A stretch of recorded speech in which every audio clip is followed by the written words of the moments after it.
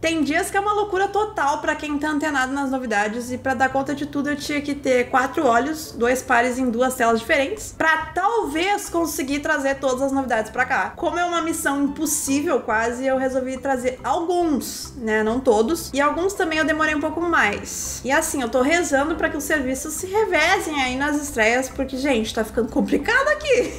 Mas então, né, The Underground Railroad é do aclamadíssimo Barry Jenkins, que fez Moonlight, e ele aqui tinha uma missão, que é fazer uma obra que poderia ser a obra definitiva sobre o racismo em solo americano. E olha, gente, se ele não chegou lá, ele chegou bem próximo, mas tem alguns detalhes que eu queria discutir aqui com vocês, que podem ter uma interpretação mais aberta, principalmente no final. Então vem comigo, sobe aí no trem que a gente tem bastante coisa pra analisar aqui.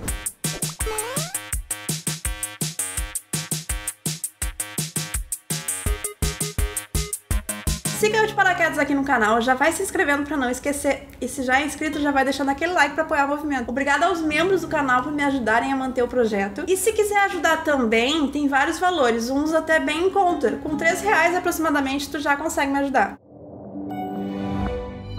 Pois bem, gente, The Underground Railroad pode ter um nome complicado no inglês, mas em português puro e simples é a Ferrovia Subterrânea. Só que a Amazon adora manter os títulos originais, mesmo que afaste o público brasileiro. Mesmo assim, tem o subtítulo, né, que também tem no livro ao qual foi adaptado, que exemplifica bem o que eu quero trazer aqui com esse vídeo. Esses caminhos da liberdade podem ser traduzidos tanto literal quanto metaforicamente, porque o trem tem esse duplo viés. A nossa protagonista, Cora, é uma mulher que nasceu nos campos da Geórgia, no auge da escravidão.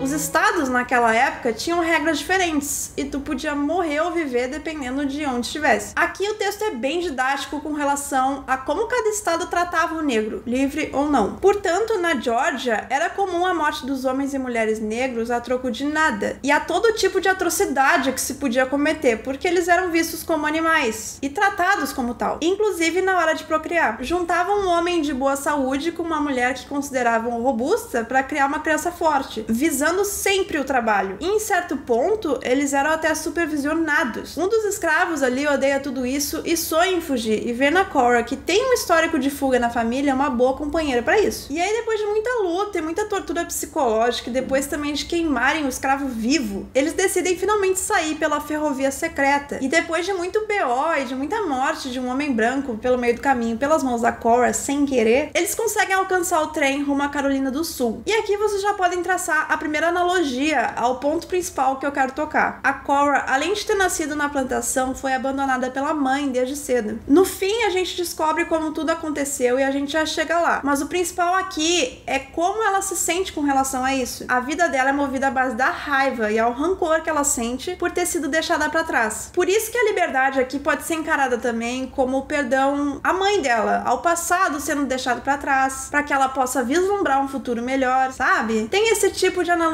Tanto é um processo que quem faz o primeiro testemunho pelos dois é o Caesar. De maneira sutil, a voz da Cora é tirada dela.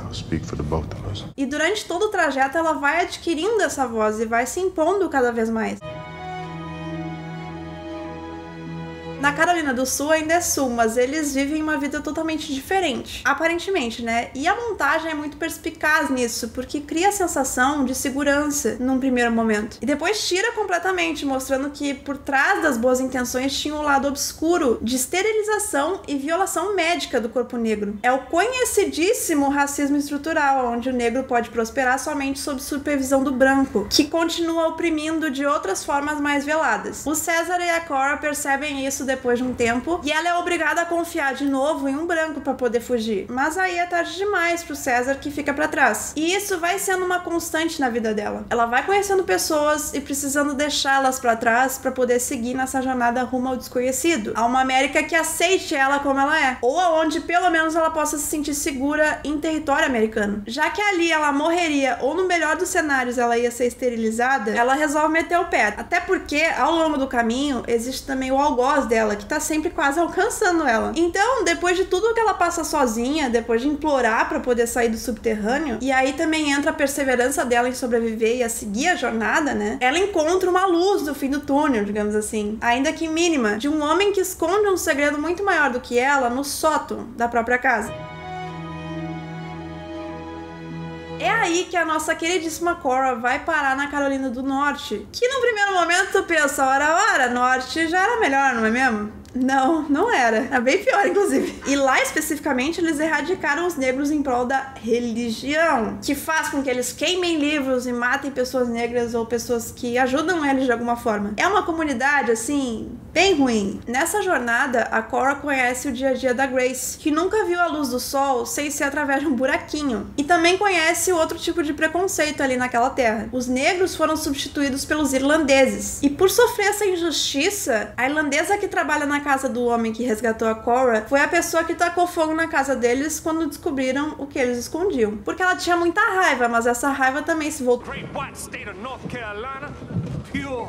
in every way, as the Lord intended. E que a vontade dele que seja livre de pessoas negras. Já a esposa do homem que resgatou a Cora enxerga nela uma oportunidade de aplicar a palavra de Deus, já que ela estava na casa dela por uma razão. Isso depois de, dar uns tapas nela e tudo mais. Aquela coisa básica. Explorar a religião aqui é fundamental para que a gente entenda como a ignorância religiosa pode ser uma arma na mão de gente mal intencionada.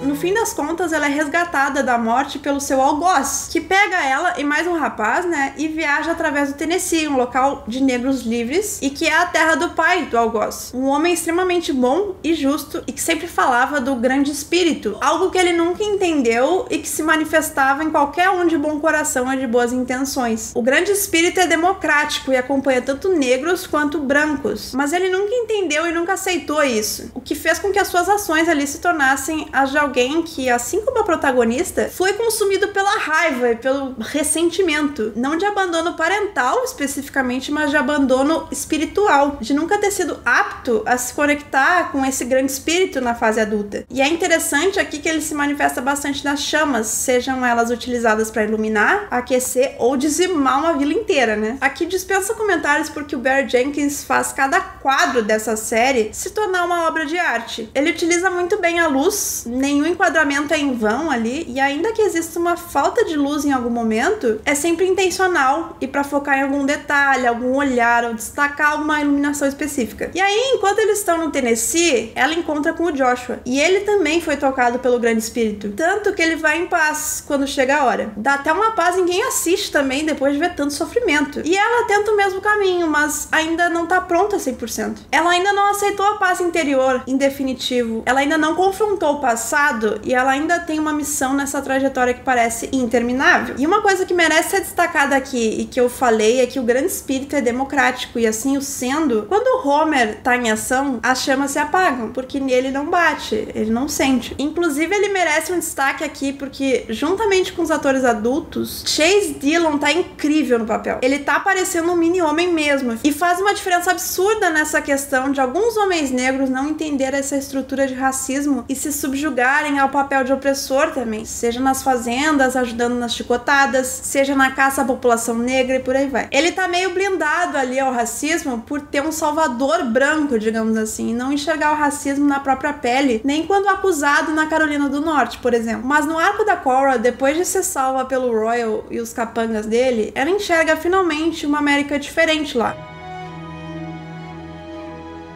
Uma América com leis, com estrutura que ajuda, muito mais do que atrapalha, E com a população negra prosperando e podendo até carregar armas. O problema ali, na verdade, e que a série constrói muito bem, é que há uma segurança ilusória, porque mesmo nos estados mais democráticos, tudo depende do povo e das intenções dos poderosos ali. A estrutura é favorável, mas as pessoas ainda são mau caráter. Esse é o ponto. E na vinícola ali, existe aquele take também, em que todos estão olhando pra tela, como se estivessem falando, olha, presencia aqui o preconceito, presencia a nossa dor, a nossa história e aprende o que é ter medo só pelo tom de pele, sabe? São takes poderosíssimos e que fazem toda a diferença, assim. E que tiram o espectador da zona de conforto também, porque prepara ele pra entender que a paz ali dura pouco. E a Cora presencia mais uma chacina da comunidade que a acolheu. Só que nesse momento ela já estava tomando conta da própria narrativa. Ela já tinha a própria voz. Ela dá o próprio testemunho, ela desistir